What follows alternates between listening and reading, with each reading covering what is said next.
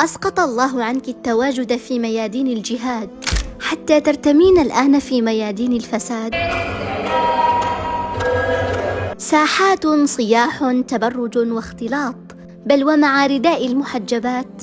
يا امرأة، قد أسقط الله عنك وجوب أداء ركن من أركان الإسلام لعدم وجود محرم، فتأتي وتذهبي من بلاد إلى بلاد للمشاركة في الصياح ومشاهدة الرجال. أهناك حرمة بينما يخلعون الثياب؟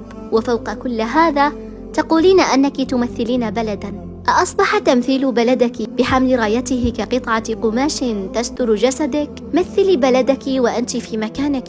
وإن كنت تقولين سعي، فاسعي بشيء يرضي الله لا يرضي الناس. فذهابك للميادين والصراخ ليس من أفعال النساء، أنت أنثى. أنا ذكرتك وأنت ذكري غيرك، فالدال على الخير كفاعله. والسلام عليكم.